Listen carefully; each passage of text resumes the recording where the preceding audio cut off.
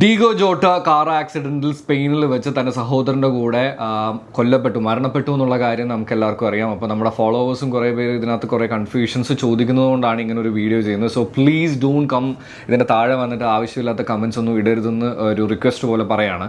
എനിക്ക് തോന്നുന്നു ഫുട്ബോൾ ഫാൻസിനെ സംബന്ധിച്ചിടത്തോളം it's like A black day. കാര്യം എന്താണെന്ന് വെച്ച് കഴിഞ്ഞാൽ ഒരാളും ഇത് എക്സ്പെക്ട് ചെയ്തിട്ടുണ്ടാവില്ല. കാരണം കഴിഞ്ഞ നേഷൻസ് ലീഗ് ആയാലും ശരി, ലിവർപൂൾ ട്രോഫി അടിച്ചിട്ടുള്ള സെലിബ്രേഷൻ ആണെങ്കിലും ശരി, അതിലെല്ലാം ഈ 28 വയസ്സുകാരൻ പോർച്ചുഗീസ് താരമായിട്ടുള്ള ലിവർപൂളിന് വേണ്ടി കളിക്കുന്ന ഡീഗോ ജോട്ട സെലിബ്രേറ്റ് ചെയ്തതും അതിൻ്റെ ഭാഗമാവുന്നതും കളിക്കുന്നതും എല്ലാം നമ്മൾ കണ്ടതാണ് അല്ലേ.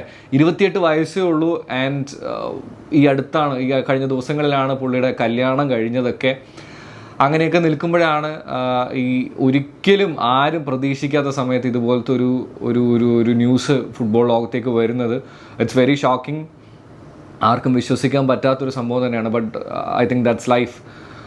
And I don't know what to say. It's a big miss for football. And അദ്ദേഹത്തിൻ്റെ ലാസ്റ്റ് ഇൻസ്റ്റാഗ്രാം പോസ്റ്റിൻ്റെ ഒരു ക്യാപ്ഷൻ ഉണ്ടായിരുന്നു, ഈ ദിവസം ഇനി ഒരിക്കലും ഒരു ഫുട്ബോൾ ഫാനും മറക്കില്ല. കാരണം ഫുട്ബോൾ കളിച്ച് പൂർത്തിയാക്കുന്നതിന് മുമ്പ് തന്നെ അദ്ദേഹത്തിന് പോകേണ്ടതായിട്ട് വന്നു എന്നുള്ളതാണ്. And I feel so sad and I don't know what to say. Let him rest in piece.